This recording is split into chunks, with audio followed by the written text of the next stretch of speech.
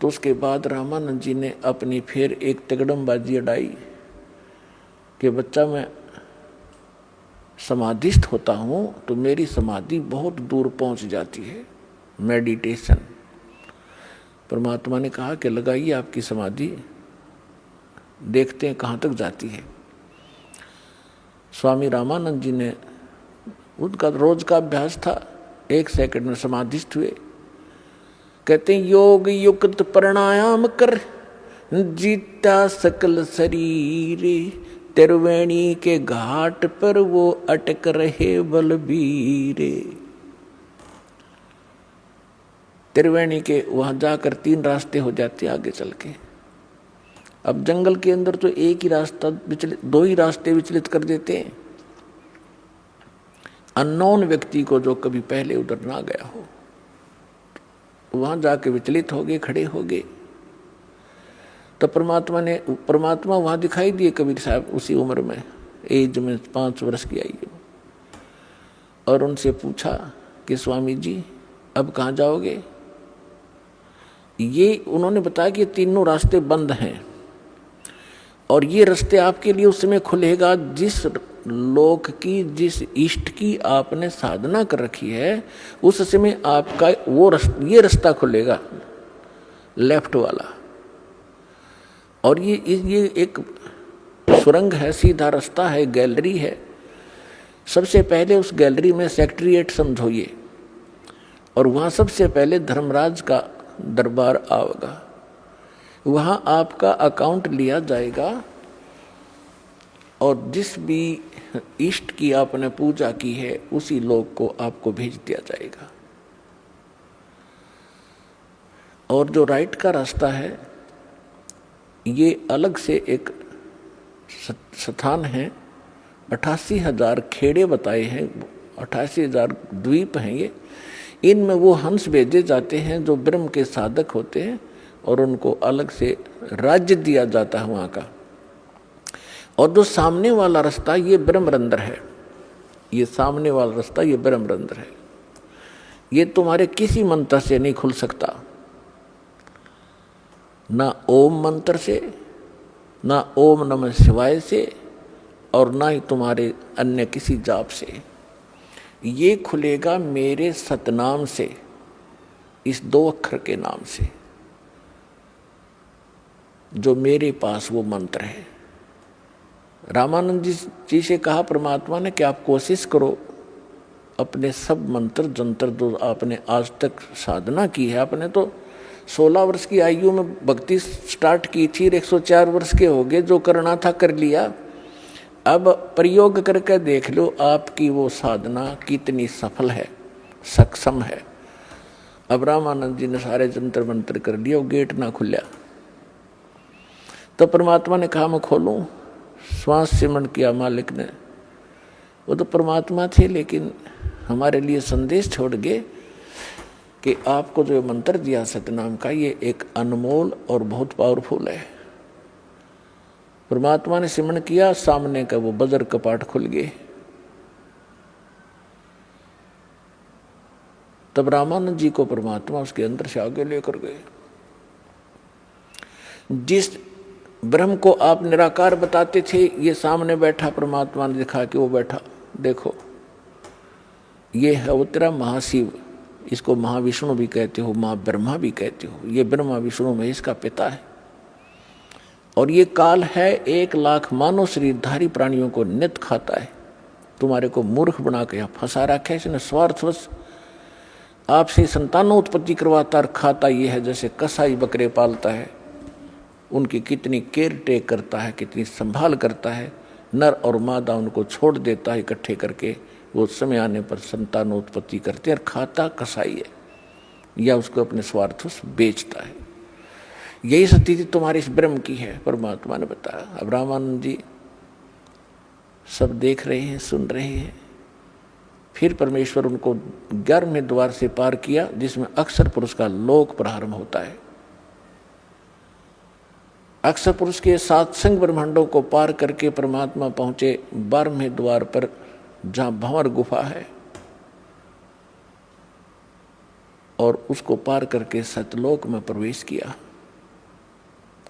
वहां जाकर क्या देखा रामानंद जी ने कि परमात्मा सत्य पुरुष सिंहासन पर विराजमान है, तख्त के ऊपर, सिर पे चौर, सिर पे छत्र है, एक मुकुट है सफेद, और एक बहुत बड़े मंदिर नुमा गुम्बज के अंदर उसके सेंटर में परमात्मा विराजमान है।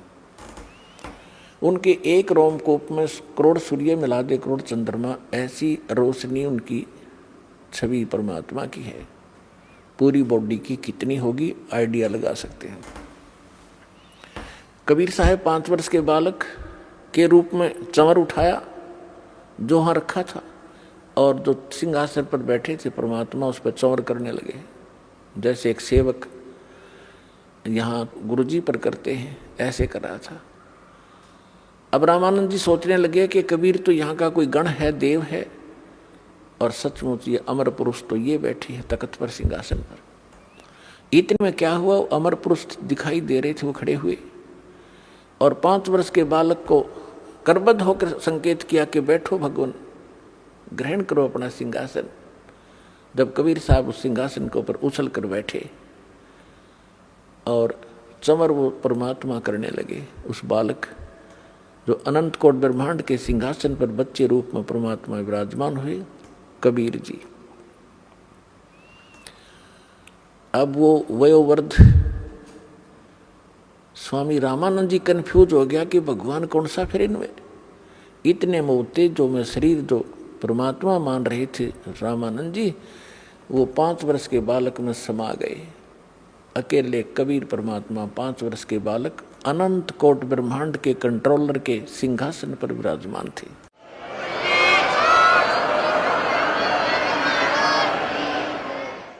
तब परमात्मा ने कहा कि रामानंद जी, हम ही अलख अला हैं, कुतुब गोस और पीरे, गरीबदास खालक धनी, हमरा नाम कबीरे। ए स्वामी सृष्टा में सृष्टि हमारे तीरे, दास गरीब अधर बसू हूँ अवगत सत कबीर। जब परमात्मा ने पहले ये बात वार्ता की थी रामानंद जी से, तो उस समय फिर दोहराई। रामानंद जी गदगद हो गए कि मुझे तो सहज में भगवान मिल गए, और 104 वर्ष का हो गया, मैंने डले ढोए अभी तक। तो परमात्मा ने कहा कि जाओ स्वामी जी वापस जाइए। इतना ही कहा था कि बड़े वेग से स्वामी जी की आत्मा बॉडी में आ गई, और एकदम ऐसे देखा सामने, तो सामने वही सूरत, वही मूर्त, 5 वर्ष का बालक सामने बैठा, चरणों में गिर गया। 104 वर्ष का विद्वान पाक रहा था, बिना ज्ञान के न्यू डले डोआ प्राणी। अब दुनिया में महिमा थी, 1400 ऋषि शेष बना रखे थे, तो उसके ज्ञान का प्रचार किया करते थे। अपन आत्मा ब्राह्मण वही होता है, कहते ब्राह्मण सोए जो ब्रह्म पछाने। और परमात्मा के चाहने वाली आत्माएं समाज नहीं देखा करती। जो समाज की तरफ देख कर चलेगा वो भक्ति नहीं कर सकता और ना उपलब्धि हो सकती। एक तरफ तो पूरी प्रभुता, स्वामी पना उसका, 1400 ऋषि उसके चरणों में दंडोत प्रणाम करें और जनता उनका ज्ञान सुने, और एक तरफ भगवान खड़े। भगवान किस रूप में? जुलाही रूप में, धानक शूद्र रूप में, और वो उस समय की स्वर्ण जाति ब्राह्मण वर्ण में, और ब्राह्मण लोग तो कपड़ा भी नहीं लगने देते थे शूद्रों का। तो इसको विद्वान कहते हैं वक्त पड़े सौदा करे और कोठे डारे ज्ञान, भाड़ में जाए से नकली ज्ञान ने। और ऐसी महिमा को भगवान जिसके लिए भटक रहे हैं वो सामने खड़ा, तो ना उसने समाज देखा ना अपनी महिमा देखी, और चरणों में गिर गए 104 वर्ष के बालक। और फिर क्या कहा? तुम साहेब तुम संत हो, तुम सतगुरु तुम हंस, गरीब दास तेरे रूप बिना और न दूजा अंश। दोहू ठोड़ है एक तू, भया एक से दो, गरीब दास हम कारणे तुम आए हो मगजो।